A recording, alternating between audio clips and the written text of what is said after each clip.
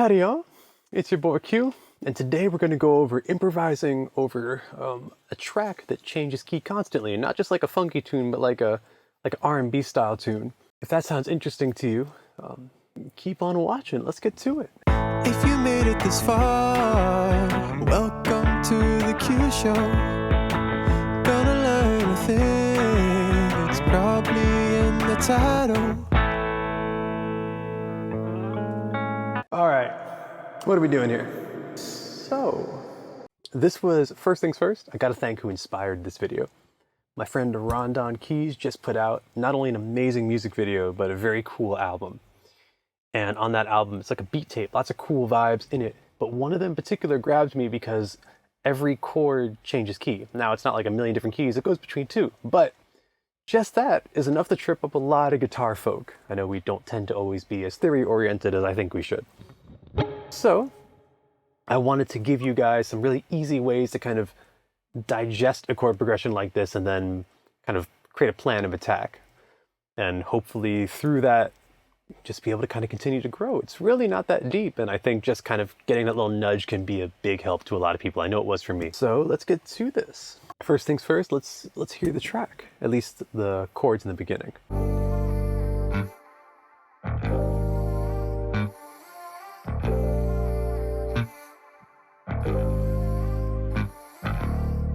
All right,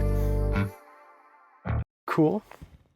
Now, if you're just listening to the bass, you might think, okay, so Phrygian, right?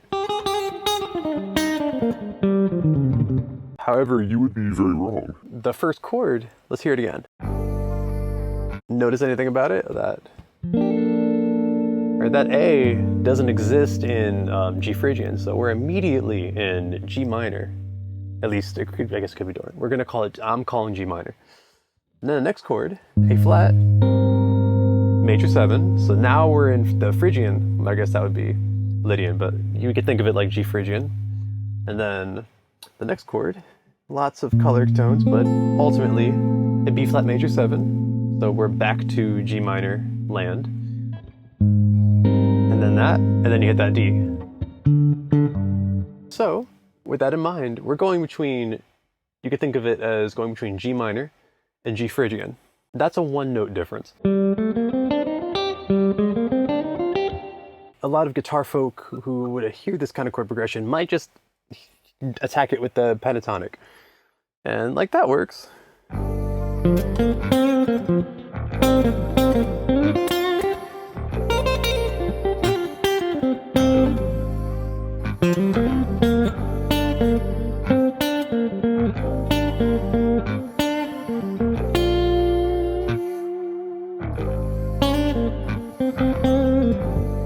However, despite all the notes being right, you can kind of tell it's not really like offering much direction. Now, I could be doing that with bends and stuff, but I want to really highlight the limitations of just sticking to a pentatonic. So if we go from minor to Phrygian, you'll probably hear that I'm acknowledging the changes a little more.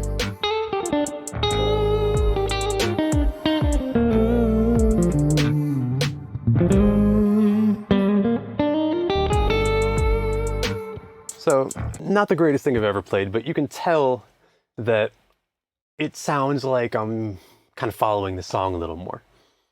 And just doing that, you'll probably get the gig. It's not always going to be improvising. It might just be like creating a tasteful lick for like a turnaround or something like that. And being aware of this key change can help you make something that sounds a little bit more strongly led. It's not just guitar for guitar. It's like really helping move the song along. And for me, that's very important. If I was caught in a live situation, that's probably what I would do. I mean, I'd be more around the neck and stuff and follow my ears, but that's about as far as my mental process would go. I'm not doing this all the time, so I'm not thinking of like substitutions and stuff on the go, like maybe I once was. However, since we're doing this together in the privacy of our own home, let's see how we can do better. One thing that's important to note in this track is there's a D in between each chord, so it's like, right? Now that must be an important note. To me, it's most important on the turnaround. As you can hear in the intro, it's the only time it's used. So let's break down what that chord, what that note is representing. So, refresher of the chords. If we slow it down,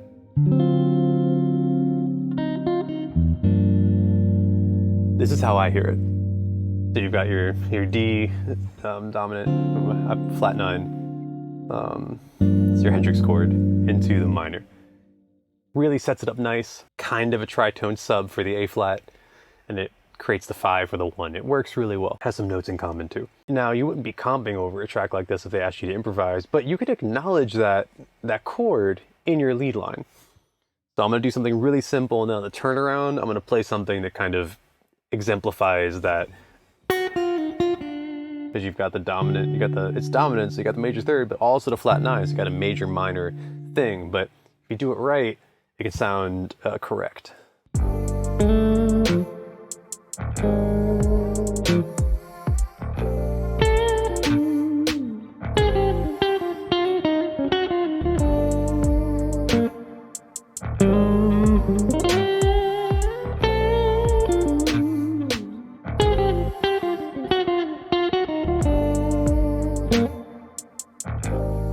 Okay, so again, not the greatest thing I've ever played, but you can see how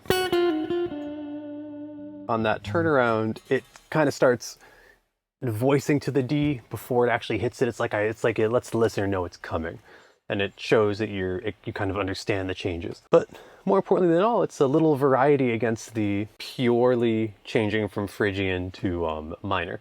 So yeah, I mean, there's other things you can do, like when you play here, you can go, you can acknowledge a chord above it, because that's all color tones. This isn't supposed to be a full lesson on how to approach improvising on changes.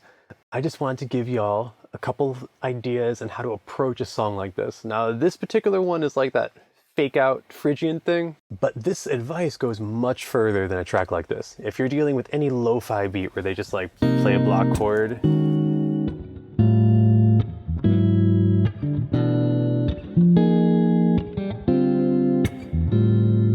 where they're just like basically playing the same block chord over different notes. But if the chord is dense enough, it's actually giving you a lot of direction. And even if the song is not like handing it to you on a silver platter, you can take those chords home and create some pretty interesting stuff if you kind of work out what's going on. With that in mind, I hope the next lead line you play has got one extra note in it. Not an extra note, that's terrible. I hope the next lead line you play has got one different note in it. And there you have it. What'd you think? I hope this is useful to somebody. I came with an idea, I'm not sure if I quite delivered on it, but I do think I put some cool concepts forward that would help someone go after a song like this and not make the mistake of playing the wrong key for an entire track. That would be my hope. If I could save one person from making the mistakes I've made in the past, that would be pretty great. As always, thank you for watching. I'm Q, and this was, and is, The Q Show.